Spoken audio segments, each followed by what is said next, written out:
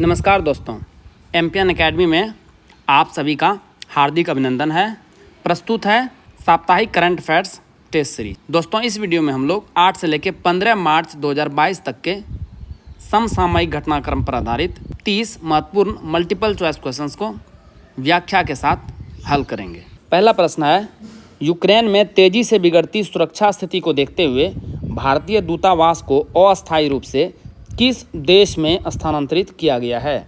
सही जवाब है ऑप्शन नंबर बी, पोलैंड।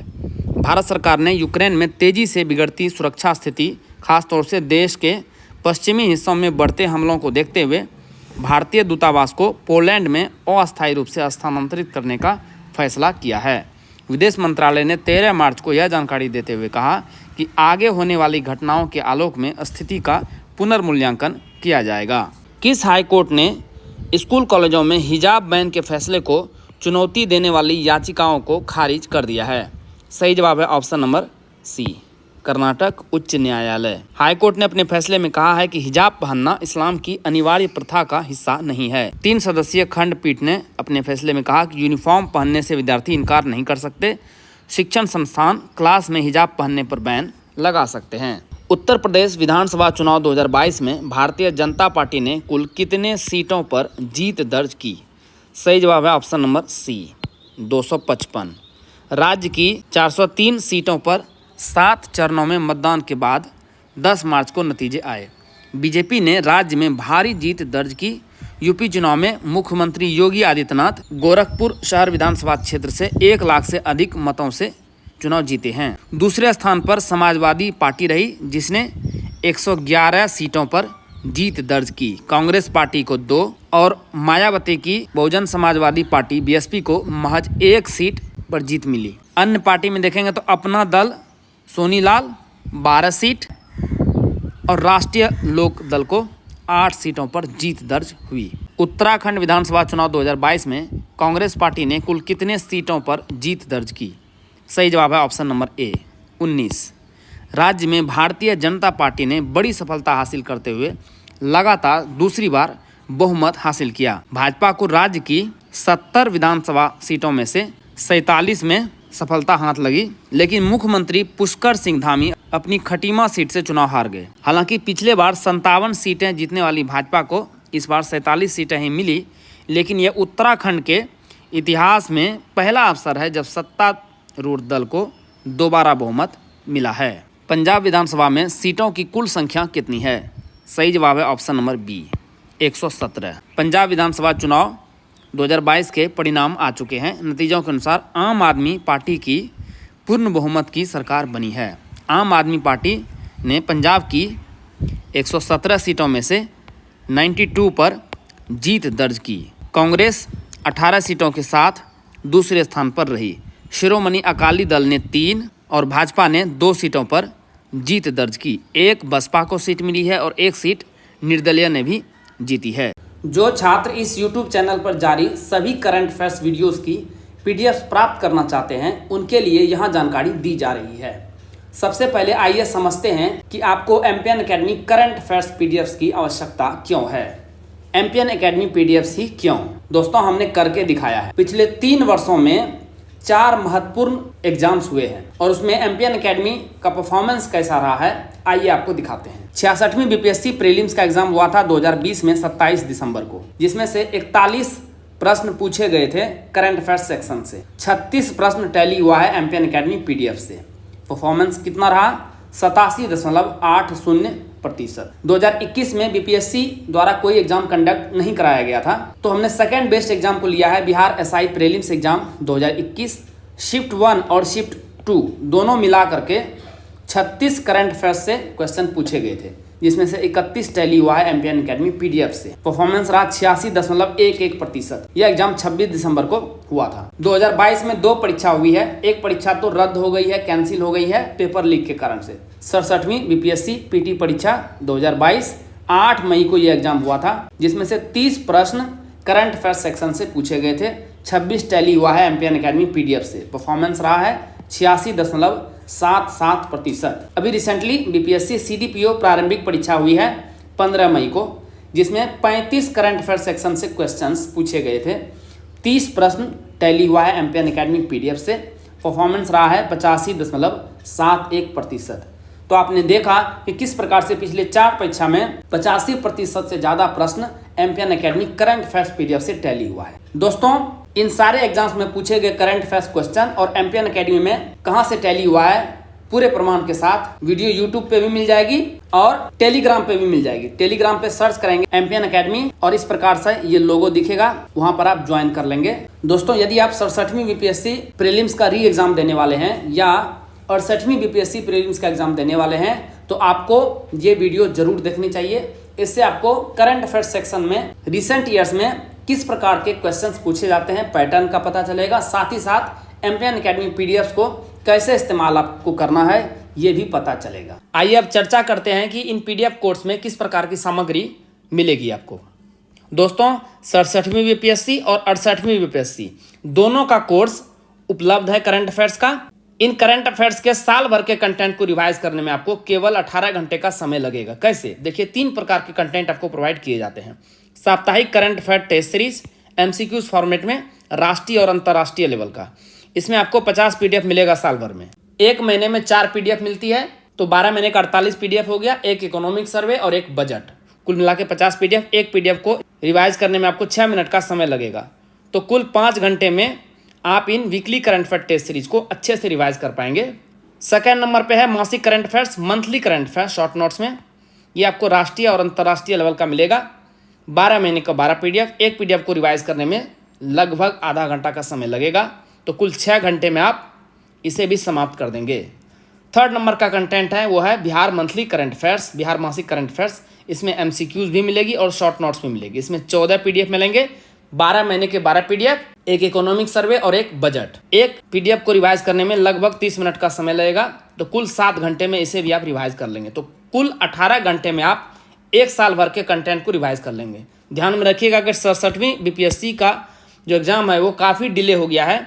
इसे आपको नवंबर 2020 से स्टडी करना है और एग्जाम डेट से जस्ट 1 महीने पहले तक। तो लगभग 1.5 साल का कंटेंट आपको स्टडी करना है इसमें। तो लगभग आपको 25 घंटे का समय लगेगा, एक बार आप रिवाइज कर पाएंगे। यदि एग्जाम से पहले 5 से 6 बार आप रिवाइज कर लेंगे तो आपका परफॉर्मेंस आश्चर्यजनक तरीके से बढ़ जाएगा। 68वीं बीपीएससी के लिए कंटेंट जनवरी 2022 से दिया जा रहा है। दोस्तों, आपको ये पीडीएफ मिलेगा कैसे? आपको एमपीएन एकेडमी ऐप डाउनलोड करना है जो कि गूगल प्ले स्टोर पर अवेलेबल है। आप एमपीएन एकेडमी सर्च कीजिए, वहां पर आपको ये लोगो दिख जाएगा। ऐप को इंस्टॉल करने के बाद सबसे नीचे देखेंगे तो स्टोर सेक्शन मिलेगा आपको ऐप पर, वहां पर क्लिक कीजिए और 67वीं या 68वीं बीपीएससी करंट अफेयर्स का कोर्स सेलेक्ट कीजिए। जैसे उसे सेलेक्ट करेंगे तो वहां पर आपको पेमेंट का लिंक मिल जाएगा। बहुत ही रिजनेबल प्राइस पर ये सारे पीडीएफ आपको मिल जाएंगे। शुल्क का भुगतान करें और सभी पीडीएफ आपको कंटेंट सेक्शन में वहां पर उपलब्ध हो जाएगा। गोवा विधानसभा चुनाव 2022 में कौन सी पार्टी सबसे बड़े दल के रूप में उभरी है? सही जवाब है ऑप्शन नंबर सी, भारतीय जनता पार्टी। गोवा में भारतीय जनता पार्टी ने 20 सीटों पर जीत दर्ज की, जबकि इसके सहयोगी पार्टी महाराष्ट्रवादी गोमांतक ने 2 सीटों पर जीत दर्ज की। कांग्रेस ने 11 सीटें जीती, आम आदमी पार्टी ने भी 2 सीटें जीती है। चुनाव आयोग के आधिकारिक आंकड़े के अनुसार गोवा में 11.6 लाख वोटर हैं। गोवा की टोटल सीट कितनी है? 40। तो इस प्रकार से भाजपा गठबंधन को बहुमत हासिल हुआ। गोवा के पिछले विधानसभा चुनाव के बाद कांग्रेस सबसे बड़े दल के रूप में उभरी थी, लेकिन बीजेपी कुछ स्थानीय दलों के साथ मिलाकर सरकार बनाने में सफल रही थी। मणिपुर विधानसभा चुनाव 2022 में कौन सी पार्टी दूसरे स्थान पर रही? सही जवाब है option number C, national people's party. राज्य की 60 विधानसभा सीटों में से भाजपा ने पूर्ण बहुमत हासिल करते हुए 32 सीटों पर जीत दर्ज कर परचम लहराया। राज्य के मुख्य विपक्षी दल भारतीय राष्ट्रीय कांग्रेस को महज 5 सीटों पर ही जीत मिली। वहीं मणिपुर में जनता दल यूनाइटेड ने 6 सीटों पर खाता खोला। इसके अलावा नागा पीपल्स पार्टी को 5 सीटों पर जीत मिली है। तो सबसे बड़ी जो पार्टी रही वो रही भाजपा 32 सीटों के साथ, और दूसरे स्थान पर रही नेशनल पीपल्स पार्टी, इसे मिली है 7 सीट। साथ ही कुकी पीपल्स अलायंस को 2 और अन्य ने 2 सीटों पर जीत दर्ज की है। भारतीय और श्रीलंकाई नौसेनाओं के द्विपक्षीय समुद्री अभ्यास सिलीनेक्स का 9वां संस्करण 2022 में कहाँ आयोजित किया गया? सही जवाब है ऑप्शन नंबर डी, विशाखापट्टनम।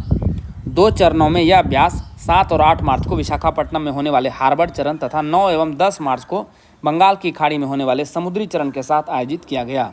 अक्टूबर 2020 में भारतीय नौसेना और श्रीलंकाई नौसेना के बीच संयुक्त वार्षिक द्विपक्षीय समुद्री अभ्यास सिलीनेक्स 20 का 8वां संस्करण त्रिंकोमाली, श्रीलंका में आयोजित किया गया था। पाल दादवाब नरसंहार, जिसने हाल ही में 100 वर्ष पूरे कर लिए, का संबंध किस राज्य से है? सही जवाब है ऑप्शन नंबर बी, गुजरात। इसे जलियांवाला बाग से भी बड़ा नरसंहार बताया गया है। पाल दादवाब हत्याकांड 7 मार्च 1922 को साबरकांठा जिले के पाल, चितरिया और ददवाव गांव में हुआ था, जो उस समय ईदर राज्य, जो कि अब गुजरात का हिस्सा था। मोतीलाल तेजावत के नेतृत्व में एक ही आंदोलन के हिस्से के रूप में पाल, दादवाब और चितरिया के ग्रामीण वारिस नदी के तट पर इकट्ठे हुए थे।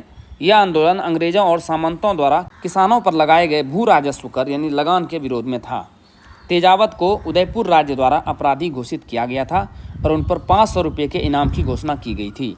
यहाँ तेजावत की उपस्थिति के कारण अफसरों ने गोली चलाने के आदेश दिए, जिससे कि 1000 से भी अधिक भील जनजाति के लोग मारे गए। आरबीआई ने डिजिटल भुगतान करने हेतु गैर इंटरनेट उपयोगकर्ताओं के फ़ोन के लिए किस नाम से नई यूपीआई सेवाएं शुरू की है?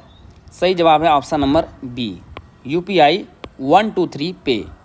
यह उन साधारण फ़ोन पर काम करेगा जिसमें इंटरनेट कनेक्शन नहीं है। अभी तक यूपीआई फीचर ज़्यादातर स्मार्टफोन पर ही उपलब्ध है।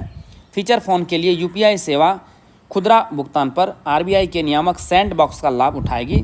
साथ ही डिजिटल भुगतान के लिए भारतीय राष्ट्रीय भुगतान निगम यानी एनपीसीआई द्वारा 24/7 हेल्पलाइन की भी शुरुआत की गई है, जिसे डिजी साथी कहा गया है। किस संस्थान ने परम गंगा सुपर कंप्यूटर स्थापित किया है? सही जवाब है option number B, IIT Roorkee. Param Ganga एक made in India peta scale super computer है। इसे राष्ट्रीय सुपर कंप्यूटिंग मिशन के तहत आईआईटी रुड़की में स्थापित किया गया है। परम गंगा की सुपर कंप्यूटिंग क्षमता है 1.66 पेटा फ्लोटिंग पॉइंट ऑपरेशंस पर सेकेंड, जिसे पी फ्लॉप्स भी कहते हैं। मार्च 2022 में आयोजित 2041 जलवायु बल अंटार्कटिका अभियान में भारत का प्रतिनिधित्व करने के लिए किसे चुना गया है? सही जवाब है option number A, Arushi Verma. यह अभियान अगली पीढ़ी के सस्टेनेबल चैंपियन को प्रशिक्षित करने और विकसित करने एवं निगमों को उनके अस्थिरता समाधानों में मदद करने हेतु एक वैश्विक पहल है। आरुषि पिस्टल और ट्रैक शूटिंग में एक राष्ट्रीय स्तर की निशानेबाज और एक राज्य और उत्तरी भारत चैंपियन और राष्ट्रीय पदक विजेता और एक सक्रिय पर्यावरणविद है। इसे हंस फाउंडेशन द्वारा पूरी तरह से समर्थन और प्रायोजित किया गया है। भारत का पहला 100% महिला स्वामित्व वाला औद्योगिक पार्क किस राज्य में खोला गया है? सही जवाब है ऑप्शन नंबर बी, तेलंगाना। अंतर्राष्ट्रीय महिला दिवस 2022 के उपलक्ष्य में तेलंगाना के उद्योग मंत्री के.टी. रामाराव ने इस पार्क का उद्घाटन किया। इस पार्क ने कामकाजी महिला उद्यमियों की ज़रूरतों को ध्यान रखते हुए महिलाओं के लिए घर जैसा माहौल प्रदान करने के लिए क्रेच और प्ले स्कूल जैसी सुविधाएं भी स्थापित की है। हैदराबाद में स्थित फ्लो इंडस्ट्रियल पार्क 50 एरिया में फैला हुआ है और इसे बनाने में 250 करोड़ रुपये की लागत आई है। भारत में शयन मुद्रा में भगवान बुद्ध की सबसे बड़ी मूर्ति कहाँ बनाई जा रही है? सही जवाब है ऑप्शन नंबर डी, बोध गया, बिहार में। भारत के बौद्ध तीर्थ यात्रा सर्किट को सक्रिय रूप से पुनर्जीवित किया जा रहा है तथा बोध गया, बिहार इसका एक अभिन्न अंग है। इस प्रतिमा का निर्माण बुद्ध इंटरनेशनल वेलफेयर मिशन द्वारा किया जा रहा है। यह प्रतिमा 30 फीट ऊंची और 100 फीट लंबी होगी। इस प्रतिमा में भगवान बुद्ध शयन मुद्रा में हैं। इस विशाल प्रतिमा का निर्माण साल 2019 में शुरू हुआ था। कौशल्या मातृत्व योजना की शुरुआत किस राज्य में की गई है? सही जवाब है ऑप्शन नंबर सी, छत्तीसगढ़। यह योजना आर्थिक भागीदारी में पुरुषों से पिछड़ रही महिलाओं के मुद्दों को संबोधित करने के लिए भी शुरू की गई है। इस योजना के तहत दूसरी बालिका के जन्म पर महिलाओं को 5,000 रुपये की आर्थिक सहायता दी जाएगी। मुख्यमंत्री भूपेश बघेल ने इस योजना की विधिवत शुरुआत की। नेपाल की किस ट्रांसजेंडर कार्यकर्ता को प्रतिष्ठित इंटरनेशनल वुमेन ऑफ करेज पुरस्कार 2022 दिए जाने की घोषणा की गई है। सही जवाब है ऑप्शन नंबर बी, भूमिका श्रेष्ठ। इन्हें यह सम्मान LGBTI समुदाय के जीवन में सुधारों की कोशिशों के लिए दिया जा रहा है। अमेरिकी विदेश विभाग का यह लगातार दूसरा साल है जब किसी नेपाली नागरिक को यह पुरस्कार दिया गया है। पिछले साल मुस्कान खातून को तेजाब हमलों के लिए उनके काम के लिए यह पुरस्कार दिया गया था।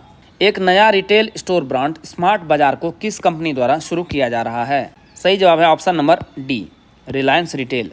यह नाम उसने उन जगहों के लिए तय किया है जहां फ्यूचर ग्रुप के बिग बाजार आउटलेट का संचालन किया जाता था। इकोनॉमिक टाइम्स की रिपोर्ट के अनुसार इंडस्ट्रीज़ के 2 एग्जीक्यूटिव ने उसे बताया कि रिलायंस इंडस्ट्रीज़ की रिटेल इकाई करीब 950 प्रॉपर्टी में अपनी खुद की स्टोर्स को खोलने पर काम कर रही है। ये वो स्टोर्स हैं जिन्हें उसने फ्यूचर ग्रुप को सब लीज दिया था, लेकिन किराए का भुगतान करने की वजह बताते हुए पोजीशन वापस ले लिया था। सुरक्षा कंपनी मेडिएंट का अधिग्रहण किस कंपनी द्वारा किया गया है? सही जवाब है ऑप्शन नंबर ए, गूगल। क्लाउड सेवाओं को मजबूत करने में जुटी गूगल, जो कि अल्फ़ाबेट कंपनी के अंतर्गत काम करती है, ने 5.4 अरब डॉलर के सौदे में मेडिएंट का अधिग्रहण किया है। यूक्रेन पर रूस के हमले के बाद यह इस तरह के पहले अधिग्रहणों में से एक है। भू राजनीतिक तनाव यानी जियोपॉलिटिकल टेंशन बढ़ने के बीच इन्हें रूस और अन्य स्थानों से साइबर हमले बढ़ने की आशंका है। पूरे हिमालयी घाट पर 4 धाम परियोजना के संचयी और स्वतंत्र प्रभाव का आकलन करने के लिए सुप्रीम कोर्ट द्वारा उच्चाधिकार प्राप्त समिति के अध्यक्ष के रूप में किसे नामित किया गया है? सही जवाब है option number D, Arjun Kumar Sikri, AK Sikri. साल 2019 में प्रोफेसर रवि चोपड़ा को सुप्रीम कोर्ट द्वारा उच्चाधिकार प्राप्त समिति के अध्यक्ष के रूप में नियुक्त किया गया था। प्रोफेसर रवि चोपड़ा ने जनवरी में इस पद से इस्तीफा दे दिया था। प्रोफेसर चोपड़ा के इस्तीफे के बाद AK सीकरी को अध्यक्ष के रूप में नियुक्त किया गया है। मिशन इंद्रधनुष 4.0 के तहत कोविड-19 संक्रमण के खिलाफ सफल टीकाकरण के अलावा 90.5% टीकाकरण हासिल करने वाला एकमात्र राज्य कौन बन गया है? सही जवाब है ऑप्शन नंबर बी, ओडिशा। राष्ट्रीय परिवार स्वास्थ्य सर्वेक्षण 5 की रिपोर्ट के अनुसार ओडिशा राष्ट्रीय स्तर पर पूर्ण टीकाकरण कवरेज में 90.5% पूर्ण टीकाकरण के साथ सूची में सबसे ऊपर हैं। राज्य के 20 जिले पूर्ण टीकाकरण में 90% से ऊपर थे और 10 जिले 90% से नीचे थे। राष्ट्रीय एवं अंतर्राष्ट्रीय क्षेत्रों से संबंधित जीवन के विभिन्न पहलुओं में उनके महत्वपूर्ण योगदान या उपलब्धियों हेतु सुषमा स्वराज पुरस्कार की घोषणा किस राज्य सरकार द्वारा की गई है? सही जवाब है ऑप्शन नंबर ए, हरियाणा। मुख्यमंत्री मनोहर लाल खट्टर ने राज्य का बजट पेश करते हुए इस पुरस्कार की घोषणा की। इस पुरस्कार के तहत राज्य सरकार द्वारा 5 लाख रुपये की पुरस्कार राशि के साथ एक प्रशस्ति प्रदान किया जाएगा। हरियाणा के अंबाला कैंट में जन्मी सुषमा स्वराज सर्वोच्च न्यायालय की वकील और एक वरिष्ठ भारतीय राजनीतिज्ञ थी, जिन्होंने 16वीं लोकसभा, जो कि 2014 से 2019 के दौरान चला, के भारत के विदेश मंत्री के रूप में कार्य किया था। नूर 2 उपग्रह को पृथ्वी की कक्षा में स्थापित करते हुए अपने कासेद रॉकेट का सफल प्रक्षेपण किस देश द्वारा किया गया है? सही जवाब है ऑप्शन नंबर ए, ईरान। यह मिशन लगभग 2 वर्षों में पृथ्वी की कक्षा में पहुंचने वाला पहला ईरानी प्रक्षेपण है। ईरान के सशस्त्र बलों की एक शाखा Islamic revolutionary guard corps IRGS द्वारा संचालित छोटे उपग्रहों की श्रृंखला में नूर 2 उपग्रह दूसरे नंबर पर है। नूर 2 उपग्रह 500 किलोमीटर यानी 300 मील की ऊंचाई पर पृथ्वी की परिक्रमा कर रहा है। यह वर्ष 2020 में लॉन्च किए गए नूर 1, जो ईरान का पहला समर्पित सैन्य उपग्रह था, का अपग्रेडेड वर्जन है। फारसी भाषा में नूर का अर्थ देखेंगे तो वो होता है प्रकाश यानी लाइट। ईरान द्वारा इस उपग्रह का निर्माण अंतर्राष्ट्रीय क्यूबसैट मानक के अनुसार ही किया गया है। हाल ही में तकनीकी खराबी के कारण भारत का एक मिसाइल किस देश में जाकर गिरा था? सही जवाब है option number C, Pakistan. Bharat ने स्वीकार किया है कि तकनीकी खराबी के कारण मिसाइल की आकस्मिक फायरिंग हुई, जो पाकिस्तानी क्षेत्र में 124 किलोमीटर तक पहुंच गई थी। यह भारत की शीर्ष मिसाइलों में से एक ब्रह्मोस का परीक्षण था, जिसे रूस के साथ संयुक्त रूप से विकसित किया गया है। 2005 में हस्ताक्षरित बैलिस्टिक मिसाइल समझौते की उड़ान परीक्षण पूर्व अधिसूचना के तहत प्रत्येक देश को किसी भी भूमि या समुद्र से लॉन्च की गई सतह से सतह पर मार करने वाली बैलिस्टिक मिसाइल के लिए उड़ान परीक्षण को लेकर एक अग्रिम सूचना देनी होगी। तो भारत ने स्वीकार किया है कि तकनीकी खराबी के कारण से ऐसा हुआ है। भारतीय बीमा नियामक और विकास प्राधिकरण यानी IRDAI का नया अध्यक्ष किसे नियुक्त किया गया है? सही जवाब है ऑप्शन नंबर बी, देवाशीष पांडा। मई 2021 में सुभाष सी खुंटिया के अध्यक्ष पद से सेवानिवृत्त होने के बाद से यह पद खाली था। IRDA एक वैधानिक निकाय एवं एक स्वायत्त संस्था है। इसका गठन बीमा नियामक और विकास प्राधिकरण अधिनियम 1999 के अंतर्गत किया गया है। इस 10 सदस्यीय निकाय में एक अध्यक्ष, 5 पूर्णकालिक और 4 अंशकालिक सदस्य होते हैं। इसका मुख्यालय ध्यान में रखिएगा कहाँ पर है? हैदराबाद में। प्रारंभिक तौर पर देवाशीष पांडा की नियुक्ति 3 वर्ष की अवधि के लिए की गई है। किस राज्य में नीलांबूर कस्बे के वन उत्पादों का एक नया ब्रांड लॉन्च किया गया है? सही जवाब है ऑप्शन नंबर ए, केरल। नीलांबूर के आदिवासियों द्वारा एकत्र की जाने वाली लघु वनोपज अब अदावी ब्रांड के तहत बेचे जाएंगे। जन शिक्षण संस्थान और national bank for agriculture and rural development यानी नाबार्ड द्वारा संयुक्त रूप से नीलांबूर में आयोजित एक आदिवासी उत्सव में अदावी ब्रांड को लॉन्च किया गया। अदावी ब्रांड जन शिक्षण संस्थान और नाबार्ड द्वारा कार्यान्वित गोत्र मृत परियोजना का एक हिस्सा था। पहले चरण के तहत शुद्ध जंगली शहद के अलावा जंगली शतावरी, आंवले के विभिन्न प्रकार के अचार और आम को भी अदावी ब्रांड के तहत बढ़ावा दिया जाएगा। हंगरी की पहली महिला राष्ट्रपति के रूप में किसे चुना गया है? सही जवाब है option number D, Katalin Novak. प्रधानमंत्री विक्टर ओरबान की करीबी सहयोगी कैटलिन नोवाक, जो हाल ही में परिवार नीति मंत्री थीं, ने संसद में 137 मत हासिल किए। नोवाक ओरबान की सत्तारूढ़ फाइजर पार्टी के सह संस्थापक जानोस एडर का स्थान लेंगी। हंगरी यूरोप में स्थित यूरोपीय संघ का एक सदस्य है। यहाँ की राजधानी है बुडापेस्ट। हंगरी मध्य यूरोप की डैन्यूब नदी के मैदान में स्थित है। ध्यान में रखिएगा कि यह जो कंट्री है हंगरी, यह लैंडलॉक्ड कंट्री है। यह आल्प्स पर्वत श्रेणियों से घिरा है। दक्षिण कोरिया के नए राष्ट्रपति के रूप में किसे चुना गया है? सही जवाब है ऑप्शन नंबर बी, यून सुक योल। दक्षिण कोरिया में हाल ही में हुए चुनाव में यून सुक योल ने राष्ट्रपति चुनाव में जीत हासिल की है। मुख्य विपक्षी पीपल पावर पार्टी के 60 वर्षीय यू ने चुनाव में 48.6% वोट पाकर सत्तारूढ़ डेमोक्रेटिक पार्टी के ली जे म्यूंग को राष्ट्रपति की दौड़ से बाहर कर दिया, जिसे 47.8% वोट मिले थे। दक्षिण कोरिया में राष्ट्रपति पद के लिए अब तक हुए चुनाव का यह सबसे कड़ा मुकाबला था। विश्व का पहला और एकमात्र global centre for traditional medicine WHO GCTM Bharat के किस राज्य में स्थापित किया जाएगा? सही जवाब है option number A, Gujarat. WHO GCTM को 9 मार्च 2022 को एक मेजबान देश समझौते पर हस्ताक्षर करके केंद्रीय मंत्रिमंडल द्वारा अनुमोदित किया गया था। यह गुजरात के जामनगर में स्थापित किया जाएगा और विश्व भर में आयुष प्रणालियों की स्थिति में मदद करेगा और पारंपरिक दवाओं से संबंधित वैश्विक स्वास्थ्य मामलों पर नेतृत्व प्रदान करेगा। गौरतलब है कि 5 दशक से भी अधिक समय पहले जामनगर में दुनिया का पहला आयुर्वेदिक विश्वविद्यालय स्थापित किया गया था। हाल ही में मध्य मोन्टाना में खोजे गए 10 भुजाओं वाले एक जीवाश्म वैम्पायर स्क्विड का नाम किस अमेरिकी राजनेता पर रखा गया है? सही जवाब है ऑप्शन नंबर बी, अमेरिका के वर्तमान राष्ट्रपति जो बाइडेन के नाम पर। मध्य मोन्टाना में खोजा गया स्लिम्सी मोपोडी बाइडेनी प्रजाति का नाम रखा गया है। एक जीवाश्म वर्तमान ऑक्टोपस के सबसे पुराने ज्ञात संबंधी का प्रतिनिधित्व करता है, जिसकी 10 भुजाएं हैं, जिनमें 2 अन्य 8 की अपेक्षा दोगुनी लंबी है। इनका नाम अमेरिकी राष्ट्रपति जो बाइडेन के नाम पर रखा गया है। यह लगभग 12 सेंटीमीटर लंबा एक टारपीडो के आकार का शरीर और स्क्विड जैसा दिखता था। हालांकि यह स्क्विड से निकटता से संबंधित नहीं था। दोस्तों, जैसा कि बताया गया है, आप इस वीडियो लेक्चर का PDF एम्पियन एकेडमी ऐप पर प्राप्त कर सकते हैं। दोस्तों, इन PDF के सहारे आप इस वीडियो लेक्चर को आसानी से 5 से 6 मिनट में रिवाइज कर पाएंगे, जिससे आपका बहुत सारा समय बचेगा, जिसे आप स्टैटिक पोर्शन पर लगा सकते हैं। ऐप का लिंक डिस्क्रिप्शन बॉक्स और पिन कमेंट सेक्शन में मिल जाएगा। चलिए अंतिम प्रश्न को हल करते हैं। प्रतिष्ठित बोल्ट्जमैन पदक से सम्मानित होने वाले पहले भारतीय कौन बने हैं? सही जवाब है ऑप्शन नंबर ए, दीपक धर।